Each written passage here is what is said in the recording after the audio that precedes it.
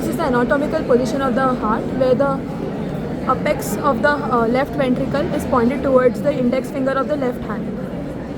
The heart has three surfaces: the sternocostal surface, the diaphragmatic surface, and the base.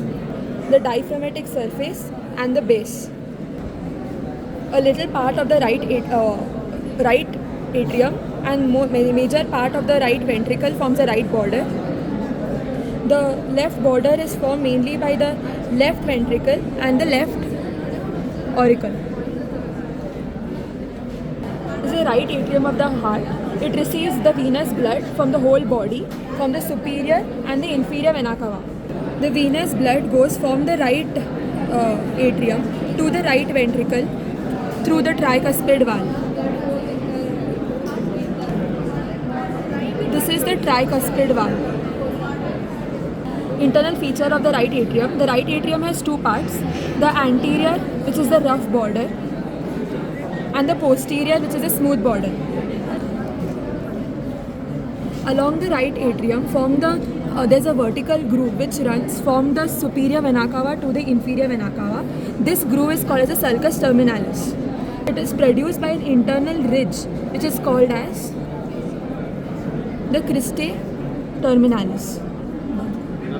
The SA node, which is a pacemaker of the heart, is present near the superior vena cava.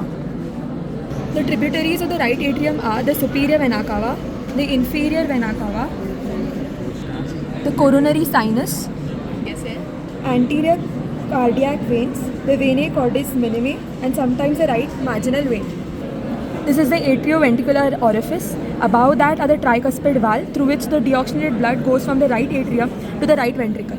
The right atrium is divided into two parts: the posterior smooth part, which is also called as a sinus venarum, and the anterior rough part, which is the pectinate part.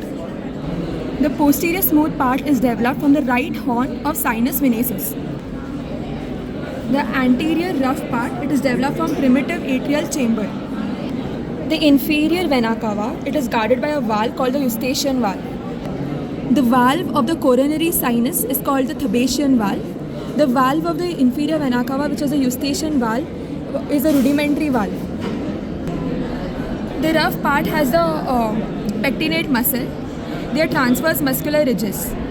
And these muscular ridges, they arise from the cristae terminalis. This rough part gives an appearance of teeth of comb.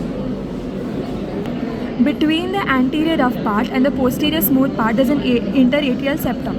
On the in the interatrial septum, we find a fossa, which is called as a fossa ovalis. And the fossa ovalis is lined by a structure called as limbus fossa ovalis, also known as the annulus ovalis. The interatrial septum is derived from the septum primum and the septum secundum. The fossa ovalis is developed from the septum primum, and the limbus fossa ovalis is derived from the septum secundum.